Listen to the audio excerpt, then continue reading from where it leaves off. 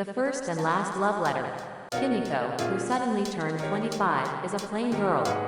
She has never had a romantic relationship, and has just lived an earnest life. Then Kimiko receives a marriage proposal. Her boss introduces her to a man from the same company, Tachikawa, whose only redeeming quality is his seriousness, with neither of them having a reason to refuse. They date for about 6 months and decide to get married. 1 week before their wedding, Kimiko receives a love letter. The sender is a man named Kazuo, who was Kimiko's high school classmate. Even when she thinks back to her high school days, she hardly remembers talking to Kazuo. When he tells her that he has always liked her, Kimiko reads the letter as if it were someone else's, feeling like, oh, really? But after she finishes reading it, it slowly starts to sink into her heart, which is what only a love letter can do. After all, it can be reread any number of times, and the thing certainly exists.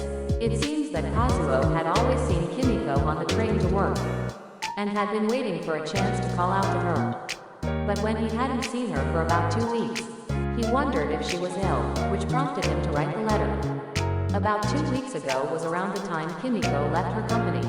Now, what should he do? Kazuo must have sent the love letter, without knowing that Kimiko was about to get married. But the timing was bad. After all, there was only a week until the ceremony, and he couldn't put it off now. In fact, for the past month or so, Kimiko has been staying at Tachikawa's apartment many times. He thought they were going to get married anyway. Everyone dreams of a dramatic romance. Kimiko was also looking forward to someone confessing their feelings to her. Kazuo has been a quiet, scholarly man since high school. He lacks wildness, but he is quite handsome. If she had received the love letter before meeting Tachikawa, Kimiko would have been unable to sleep at night. After much deliberation, Kimiko decided to write Kazuo a letter of rejection. Dear Kazuo, I have thick legs and am short.